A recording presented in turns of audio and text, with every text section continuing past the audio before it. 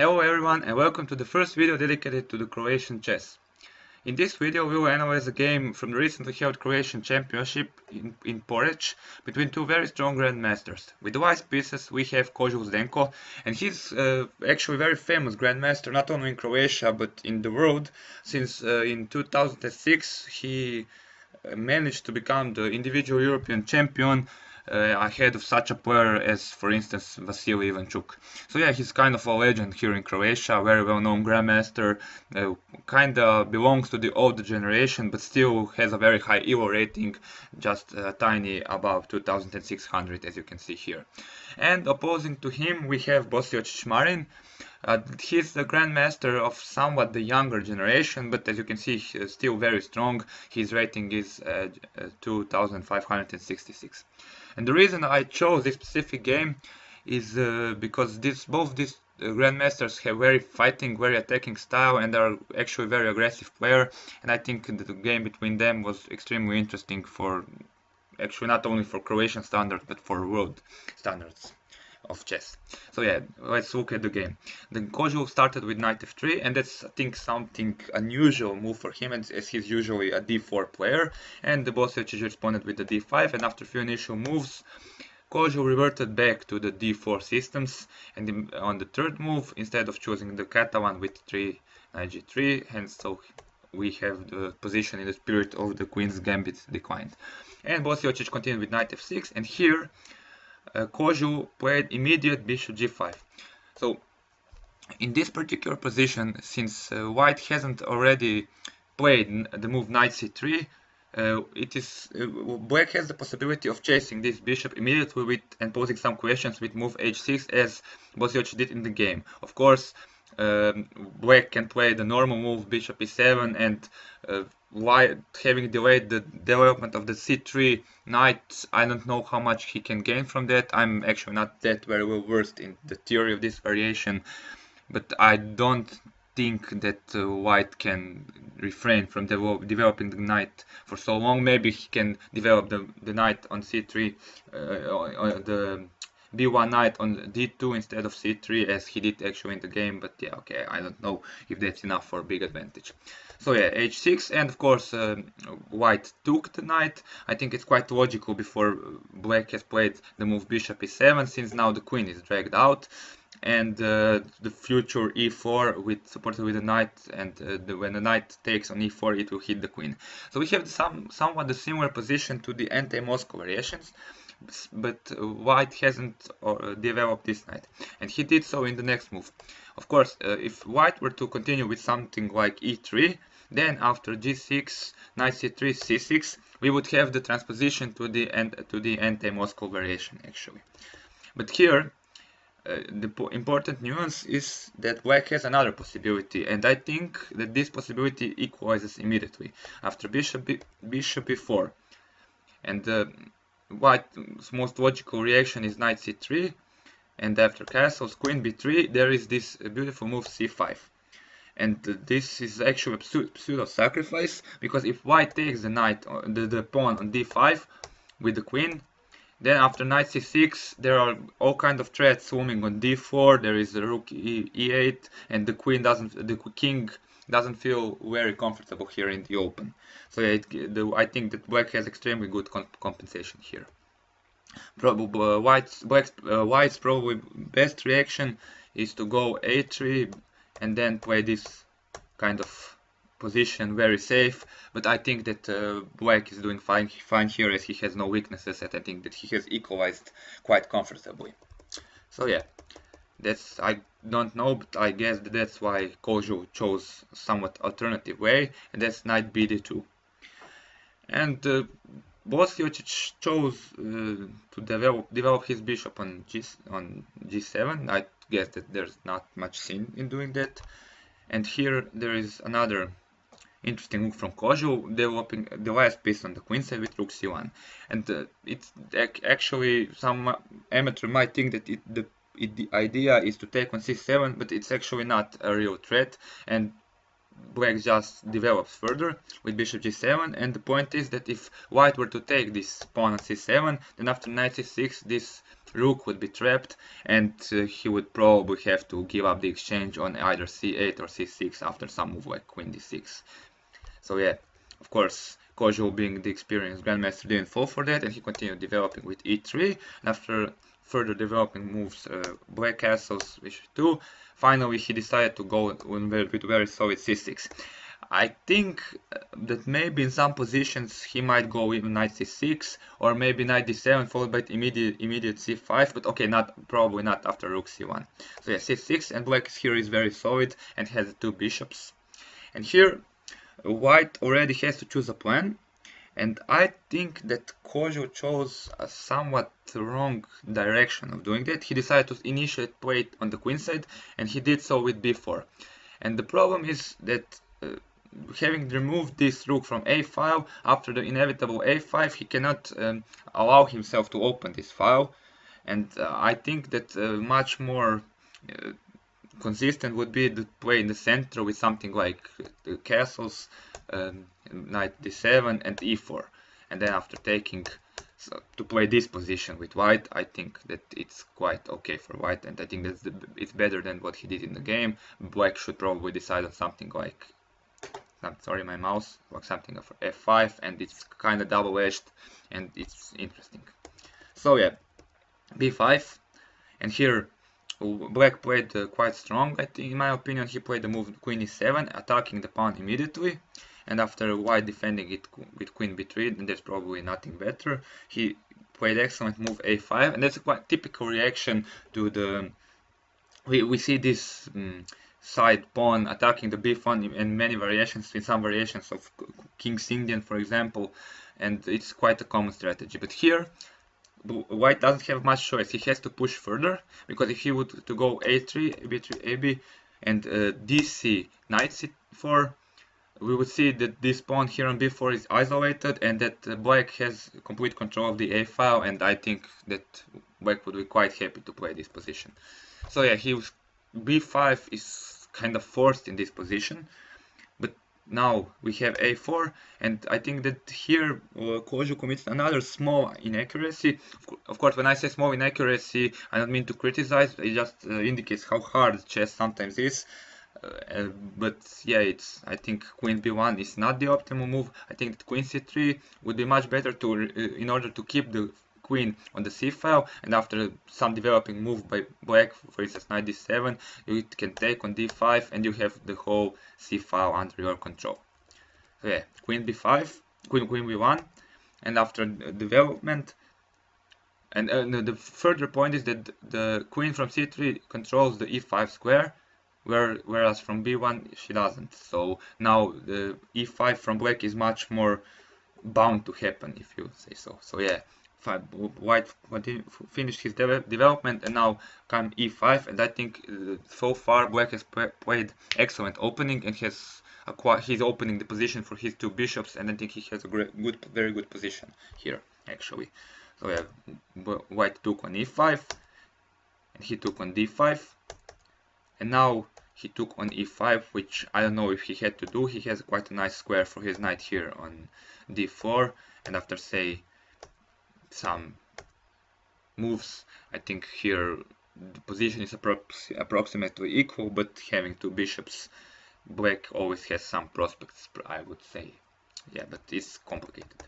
So yeah, so Kozul took on e5, black recaptured normally, and he played knight f3, and here there was a possibility of somewhat counterintuitive move with bishop d6, because from here the bishop controls the c7 square, and that will, I think, become important later in the game.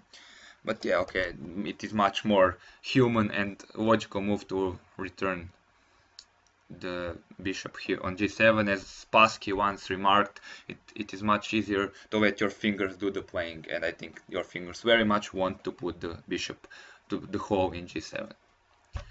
And here white played b6, very interesting move. This pawn is probably doomed here, but it causes some confusion in ranks of black. He has not completed his development yet, and the threat is rook c7 followed by doubling the rooks on c file, when even if this pawn was doomed to fail, white would have some counterplay on the open file. black continued developing with bishop f5, and now bishop d3.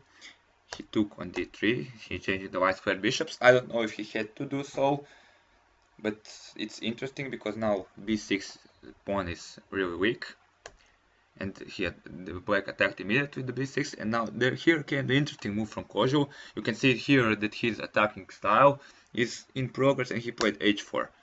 The point is, this standard procedure, when black has this fianchettoed bishop on the king side, the idea is to play h5 and to weaken this pawn on g6 or the pawns in front of king.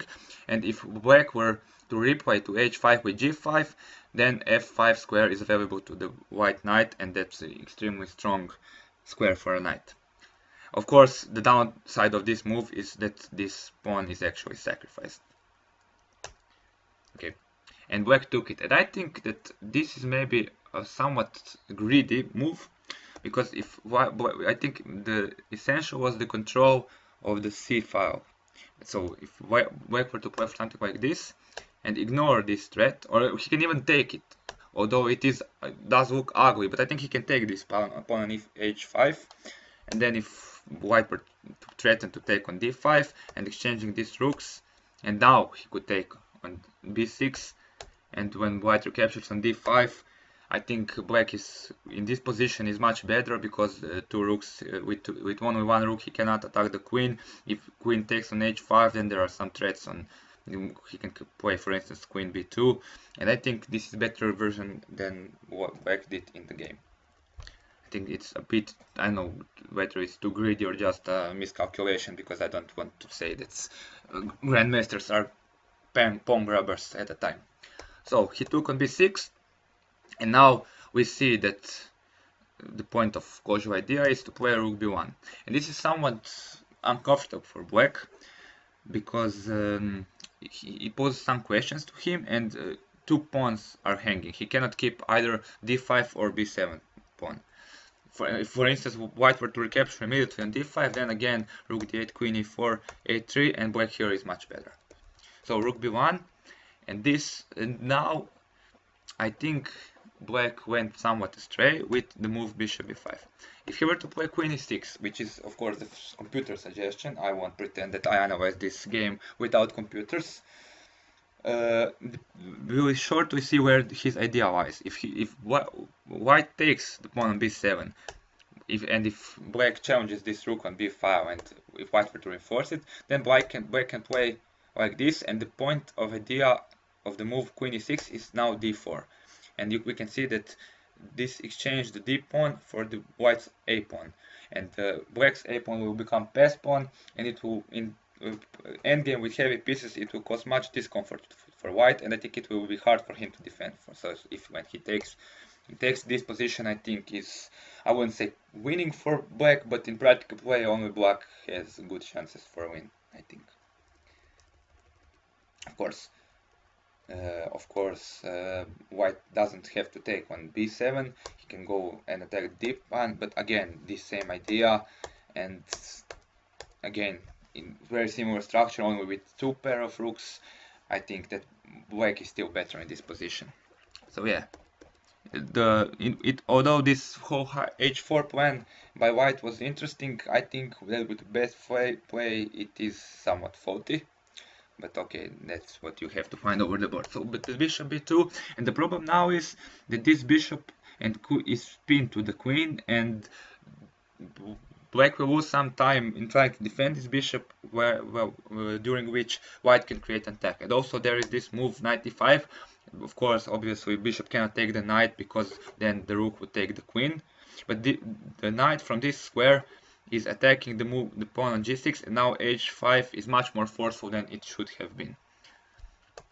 Okay, so, and of course there was a threat of knight d7 forking the queen and the rook, and black has to do something about it. That's also another reason why he has to lose some time, and so he played this rook here. I don't know what is the reason why not to play the a rook, but it doesn't make that much of a difference. Although I would have always played, I mean, looking at the position, I would have always played the a rook.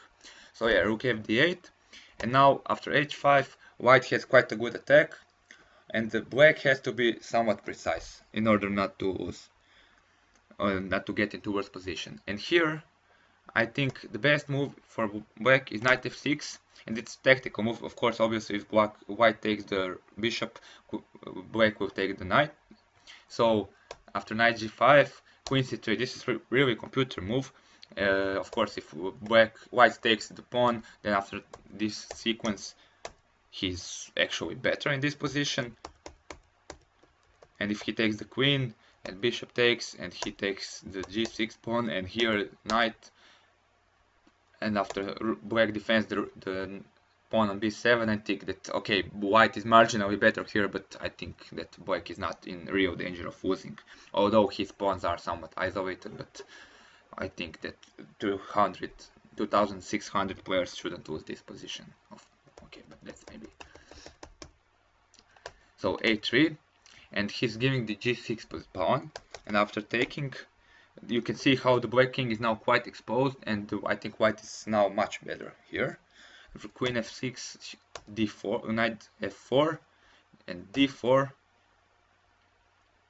3, king h8, and here this was the critical moment of the game. And I don't know why didn't Kozul take the pawn on b7 actually. I really don't know why he was frightened, because in this position he's obviously much better, and I think it would require only technique to convert this pawn, but he went knight d3.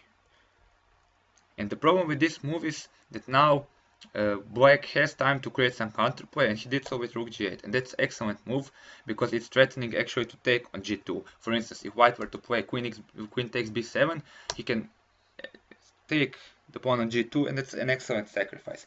And if white were to take, for instance, with the king, then after rook g8, queen h3, queen f5, king h4, queen g4, it's mate. So king takes g2 is losing, and white has no choice but to take with the queen. And after taking the queen, rook g8, queen takes, and any move, black has perpetual check and would draw.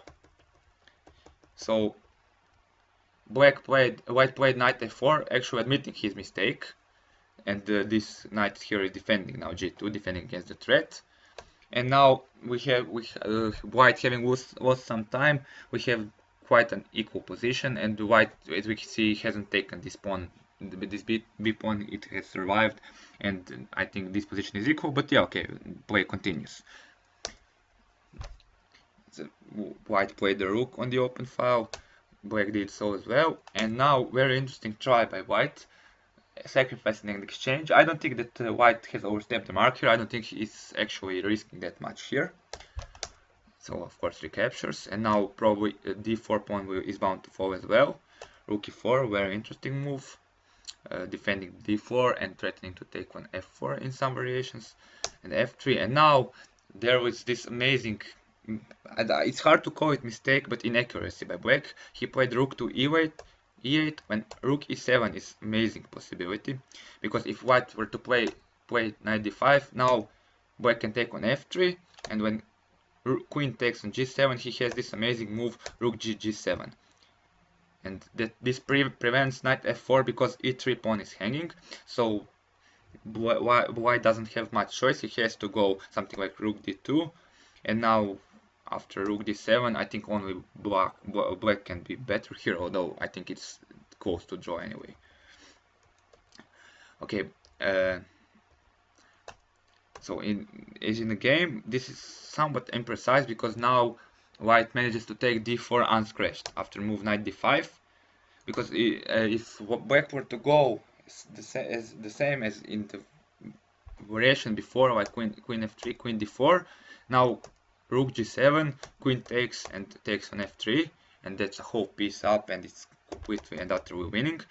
And if on queen d4 white would be to go like this, then this is winning for white, I think, among other things. So yeah, queen g7, admitting his mistake.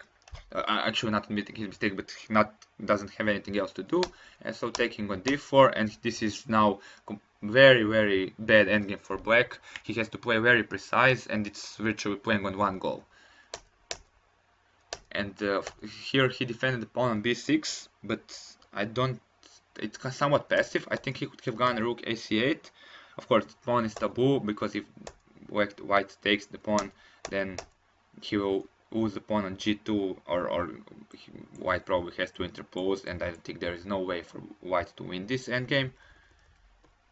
So yeah, he would have to play something like this, and here we have active defense, and it's much harder for white to make some progress. So yeah, rook g6, e4, rook c8, knight e7, rook c1, h2, rook d5, and here another critical moment. I think that white should have gone f4 immediately. Enough after knight, rook somewhere. I don't know where he can go.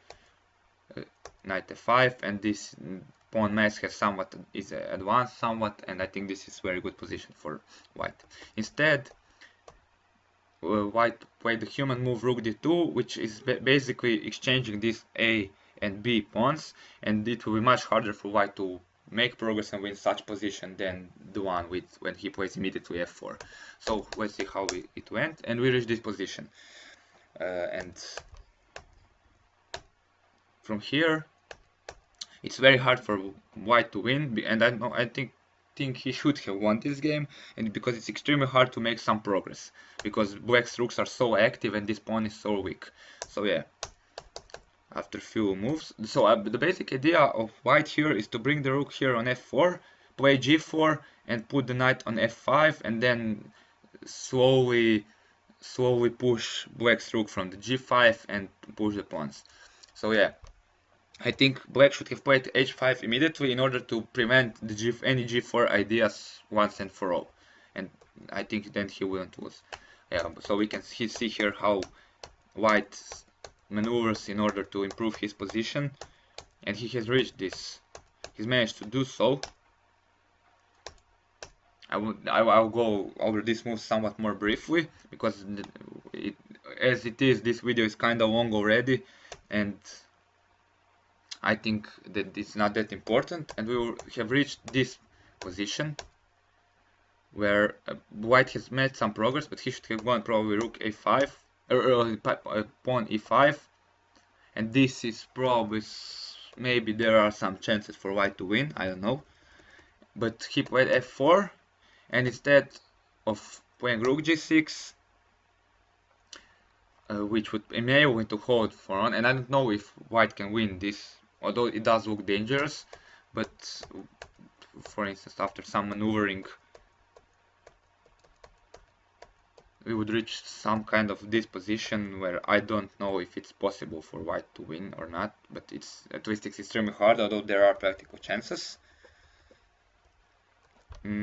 But here black took on f5, and it's now it's completely lost. It's the decisive mistake of this game, and now this pawn mass goes by its own, and white black doesn't have any chance to hold the game, I think. So let's see how it ended.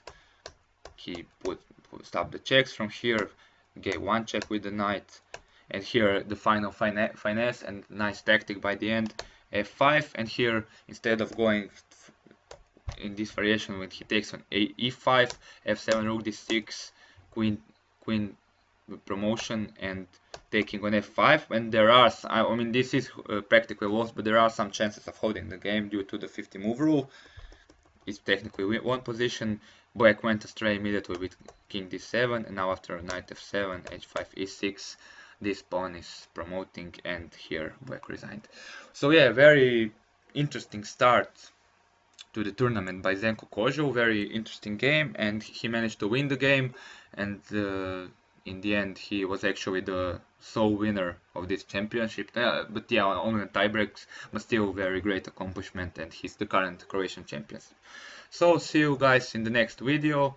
If you like this video, you can always share it, tell someone about it, and I don't know, subscribe. So that's all for now, and see you in the future. Bye.